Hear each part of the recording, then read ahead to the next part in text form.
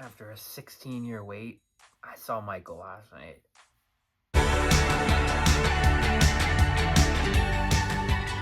Technically, it hasn't been that long of a wait because when I was a kid and I watched Megamind and I heard Bad for the first time, that's when I became a fan and went down that crazy rabbit hole that billions of people have gone down when it comes to Michael.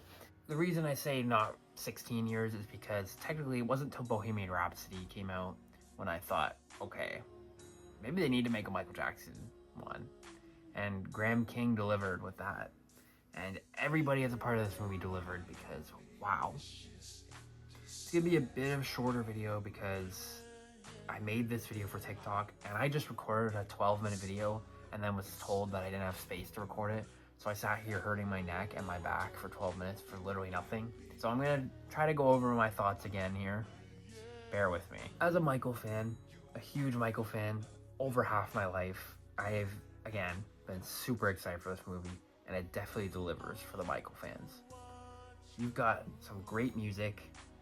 There's gonna be spoilers in here, by the way. But you've got great music, you've got deep cuts like the Jackson's Dreamer is in this movie. I Can't Help It's in this movie, and that's got a cult following, but it's not a huge song.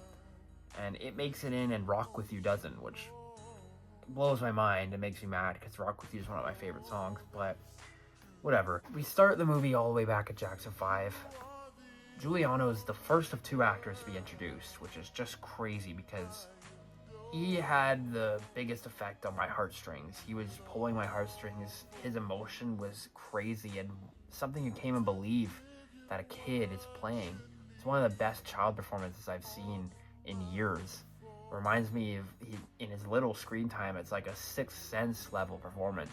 Unfortunately, he's only in it for about 15 minutes.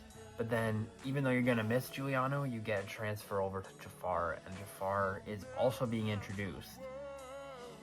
And I'm pretty sure Michael just possessed his nephew because that was crazy. Every scene, you start out around the Off the Wall era, and every scene he becomes more and more Michael, and by the end of the movie, you're just watching Michael Jackson. It is crazy.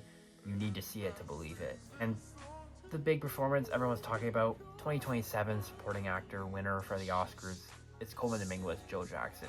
Not once are you gonna think that's Coleman Domingo. It's just Joe Jackson on the screen. It is so creepy. He's such a scary antagonist.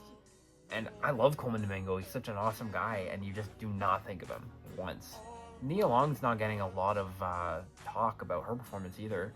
She's not in it a whole lot, and it's not necessarily a very layered performance, but it does what it needs to do, and she's very good as Catherine. So the thing is, as a Michael fan, this is 10 out of 10, easy. I could have given it a 10 out of 10 before I even went in, and I knew it would be that way, because this is a Michael Jackson movie, and it's putting him in a positive light when a lot of media the last 40 years only puts him in a negative light. So it was crazy to see just these positive things, and it touches on stuff like the nose jobs and why he got it.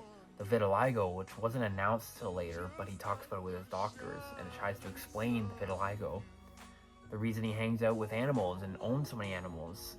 You probably would too if every single person in the world saw you as a famous object and animals just saw you as another animal. It talks about him hanging out with kids and innocently taking care of kids and seeing the sick kids in the hospital. Like, it tries to really show you why he did the things that the media tried to paint as evil when he's just trying to live life as the biggest star on the planet. Being the biggest star on the planet means that his life was obviously documented from 6 to 50.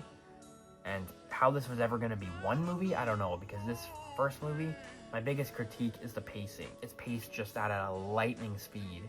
The Jackson 5 era is very well paced, but then it abruptly ends, and then you're just in for a roller coaster, which it makes sense because Michael Jackson.